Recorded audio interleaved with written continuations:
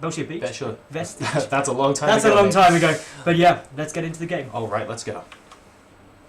So, spawning up in the top left position.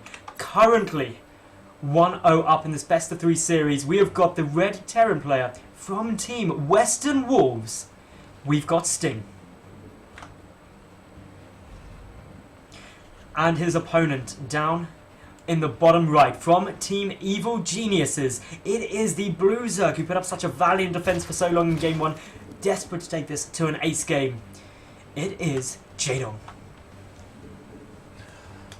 And I think JoRoSaR can do it, man. I mean, a lot of people before the start of this best of 3 were saying, well, JoRoSaR is absolutely the heavy favorite here. He's just been a legend for so long. He's so well known. His mechanics are so fantastically good. But Sting able to pull through game number 1 on Star Station. At times, there were places where JoRoSaR actually had really, really good punches through. We were talking about those infestors earlier on as well.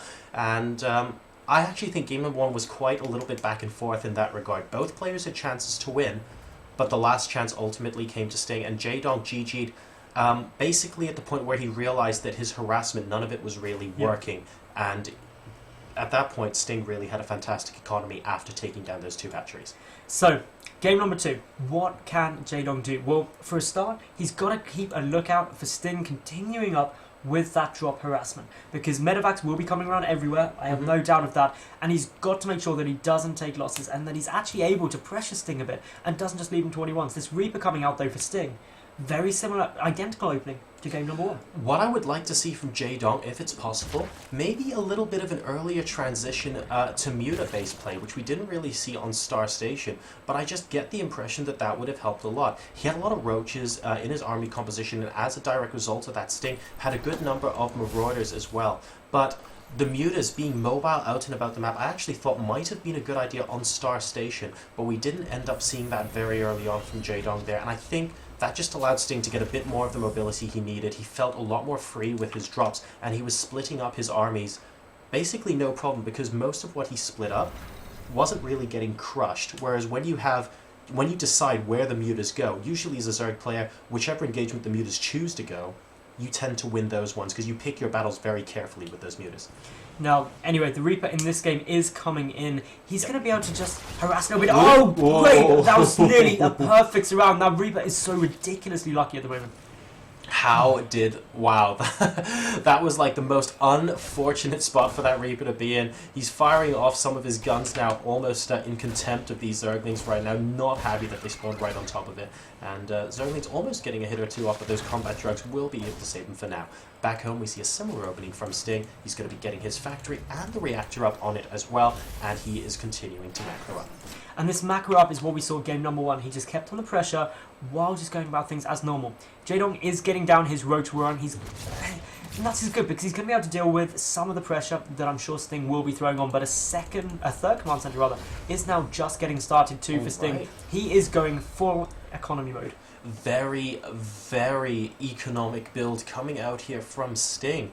JoRoSaR actually moving in with an Overlord as well. If he spots this 3rd command center, this may trigger a potential earlier game pressure from JoRoSaR, but actually the Overlord stops just short of it. He sees the factory with the reactor on. He has not seen the 3rd CC. We'll keep an eye on this Overlord and see if it moves further in, or whether the one to the south of the main base is going to pop in. For now, though, nothing really out of the ordinary as far as JoRoSaR can see, and Sting is going to get his 3rd command center up pretty soon. JoRoSaR now going for a lot of roaches. This could be early game pressure anyway. It could be. That many roaches is definitely reminiscent of trying to push across or being very worried about pressure coming in. But that Overlord, I'm going to be keeping a big eye on it. If it is going to sacrifice itself in, it'll probably be in about the next minute. But if he doesn't go in, he won't know about that 3rd CC, and maybe expecting pressure that isn't coming. There is a single... two head-ins on their way through, but they're getting cleaned up quite nicely. Didn't manage to do much damage, and didn't see the roaches making their way across the map. Now, there is a bunker that's going to be down at the natural expansion, and we also have 2 Widow Mines here as well. A Marauder getting into the bunker, and that's going to be very, very good against roaches, but don't forget the 3rd command center isn't landed or anything yet. He's not being able to reap the benefits until a little bit later, and here we go. 4 roaches. Oh wow, 2 of them immediately getting taken out by those Widow Mines. JoRoSaR has to be a little bit wary of this now, and a couple of Hellions to help with those Lings are coming out now from Sting. Yeah, those middle mine hits are absolutely brilliant. The engineering bay as well is going to just create a slightly tighter choke, but that Marauder has got so much work to do. This could be quite a tough hold now here for Sting. He needs to make sure that those roaches do not get into his main base. He's got the wall up, and he's got these two Marauders out, just starting to chip away, but yeah, all this is now doing is delaying mining time from his natural, and JoRoSaR committed quite a bit to this. Great micro from Sting as well. 2 Marauders and a couple of Widow Mines. Possibly letting him in there, drawing the roaches further up the ramp. And wow, these Marauders, absolute heroes. Between them, they have 8 kills at the moment. Very, very well done. And these 2 Widow Mines at the start, so pivotal to that defense. So, first blood in this particular game going to Sting. JoRoSaR losing more resources at this stage. That is quite a big difference as well. 1,000 resources down. JoRoSaR only just now starting up his 3rd hatchery. Lair coming down too. But let's think about the facts right now. Sting, he went for a little bit of Hellion harassment after the Reaper, and has got 3 orbital commands up. That's 3 mules ready to take a 3rd base when he feels comfortable. And that's going to give him a really good economical edge. And JoRoSaR committed a lot to getting those roaches out, and actually didn't do significant damage with them, especially not any economical damage. The Overlord trying to get a little poke in to have a little peek, but I still don't... Sting still hasn't seen that 3rd CC.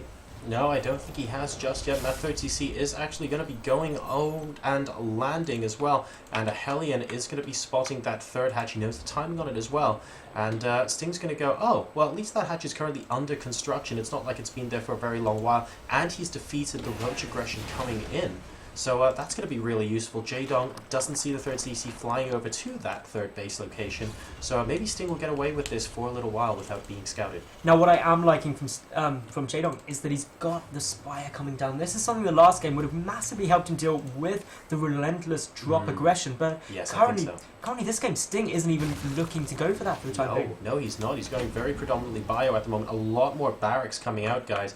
We see 5 in the main base, 6 and 7 down at the natural as well. Engineering base researching those upgrades. +1 attack is already complete, and +1 armor is on its way. The Baneling Nest too, though, is coming down from JoRoSaR, so they're going to be able to complement with some Zerglings a potential Mutaforce coming out from our Zerg player. We can see he's actually banking up about 700 gas at the moment, and hopefully a couple more to come. Once those mutas are out on the field, I think that JoRoSaR will enjoy that map control for a little while. And he's keeping up quite well with his creep spread as well. Yeah, and about the 11-minute mark, just under halfway across the map. Attempted drop, doing a lot better though at the natural base. The Queen taking some damage. If the Queen goes down, that's her production. And the Spire getting scouted. That is pretty big for Sting right now, because he knows what's coming out. Amulists are in production. And knowing that that Spire is there, he's not going to commit any more to trying to get drops off, because it's just so dangerous to do. And we have an Overseer just hanging around next to the medevac right now. JoRoSaR moving a couple of lings in there with intent, but this medevac is about to die because the mutas are going to pop, and they will ensure that, sadly, both the Marauders in it are also going to bite the dust. There we go. He's moving on to creep, though, with a bunch of Marines, and I'm not 100% certain, with some lings and possibly a Baneling or two, this potentially could be easy for JoRoSaR to clean up. We're trying to get the creep trims, and here we go. The lings and mutas exactly as we thought it would happen. Medevac going down first. That is not really what Sting would have wanted. He lost quite a few units there for absolutely nothing other than a couple of creep tumors. These Marines, these 2 Marauders, they're going to go down too. They're trying to get away, but it's just a case of seeing how many units they can take before they go down themselves. And this now leaves Sting in a situation where actually he's not got a huge amount to defend with. And this is the transition in game number 1 that we were really looking for from JoRoSaR here, and I think he's starting to do this a lot better on Belshir Vestige. He's probably worked out a little bit more of Sting's style and gone, hey, you know what? I think this kind of unit composition would actually work against a player like Sting, and he's enjoying a lot more success. We can see the bunker being housed by a couple of supply depots, so it's a little bit limited the surface here, but it really doesn't matter. With those mutas up above as well, they just add so much DPS to this composition, and now these Marines are getting surrounded too. The mutas just adding so much. Can he pick off a couple of medevacs as well, coming very close, and the Widow Mines now, needs to be careful not to overextend. You need to be very careful. There are more Widow Mines coming in. They don't have drilling claws though, and that means that they don't burrow that quickly. The Marines though have managed to push back the Zerglings, but look at this coming across the map at the moment. There is just a flood of Speedlings, JoRoSaR, and with the mutas still in action, I just don't think there's not enough Marines to deal with both. No, I'm not sure there is. No Widow Mines, by the way, in the 3rd base location. They tend to be between the natural and the 3rd as it currently stands, and now we have the mutas coming back in, destroying these Marines, and this 3rd base is under siege and will have to be lifted. I'm not even sure lifting it will save at this stage. The Mute is trying to do some DPS. I think Sting has to come in with a large army, and he has to repair soon. But no, JoRoSaR not going to be taking this engagement right now. He instead is going to be waiting for more units. He lost a couple of Mulists there, which would have been something that ideally he would have avoided. The other thing is currently JoRoSaR doesn't have any Banelings down. He is, as I say that, he morphs them in. And this he is just been using them very much, you're right. And if he uses those Banelings more, there's not that many Marines, and it will allow him to trade cost effectively. The one thing he has to be cautious of, though, are the Widow Mines. Even with 2-2 just about to complete, if those Widow Mines get some good shots off on the Banelings and or Zerglings, it could really damage JoRoSar's army. Well, he's finished +1 attack on his Mutas, and he's got +2 and +2 armor for his Zerglings at the moment. And Sting is going to be on 1-1 for approximately another 2 minutes in game time. Muta's now going to be heading into the main base, and it looks like, decided to kill off half a turret there, perhaps deciding it wasn't worth it at the very last second. A couple of Widow Mines going to be popping in as well, but no major damage done. 180 supply versus 137, by the way, guys, and the worker supply is 80 to 65. That's really good for JoRoSaR. He's got his 4th base up as well, so he is still a base above his opponent. Getting that infestation bit, those infestors, remember, in game 1 were so good. Burrowed Bailings sitting around. There's another pair of them. Oh, this is always so exciting.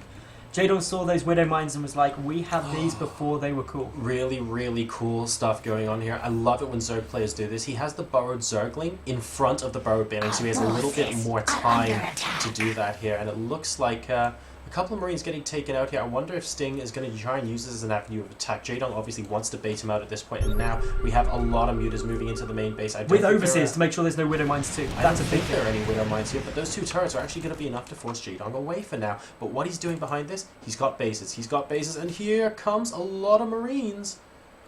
Ooh. But I think it's going to be fine. He scanned ahead of them. I heard the scan, and those Marines are still standing. No. This engagement, though, could end up being rather big, especially if the Mutas are very close by. Sting has to be very, very careful here. He has to be incredibly cautious because some big Bailing connections. Wow, he's moving in for a counterattack instead. Okay, so this is another way you can go with it because all of Sting's army is pretty much moving out, and the natural base of Sting is getting sieged. So many speedlings in. They do have 2-2. +2 fire weapons is going to kick in any second now. The Marines getting taken out. Bailing's rolling forward. The natural middle line is about to get some big connections added. And there we go. The big connections coming down at the natural middle line. The Bailings get such big connections. And well, Sting's coming back to defend, but it's a little bit too late. He's actually stimmed most of his units. They're at around half health, and now he has a lot of Widow Mines coming in here as well. The Mutas might be able to take him out. And, the Burrowed Bailings, very nice, getting scanned there and taken out as well. And another Burrowed Bailing on the ramp will get destroyed. 168 to 139 supply, though, and this natural was more or less ravaged. The number of workers killed is 43 for JoRoSaR this game. So, now this is Sting being very cautious. Bailings do get some good detonations there. Just before the scan as well, so a couple of Marines going down, and only a single medevac with this army at the moment. There are just 2 out on the field for Sting. That is a massive problem for him. And these nice detonation there, mainly on the Overseer though. The Mute is able to be pulled back in time, and JoRoSaR splitting his Zerglings very, very well here, trying to take apart everything. He will succeed in doing so, but Sting coming in with more reinforcements, Widow Mines and Marines. Now remember though, Sting is only at 99 supply, up to 163 of JoRoSaR. He has got to be so ridiculously cost effective, and just throwing Marines at these Zerglings and Mulas is not the way to do that. They don't have any medevac support. A Widow Mine about to come off cooldown. Can he get a really big shot off in it? No, he can't. And now JoRoSaR is going in for the kill, and he can do it. He can just run straight in there now. There aren't any Widow Mines, and GG is thrown down from Sting, and this series leveled up 1.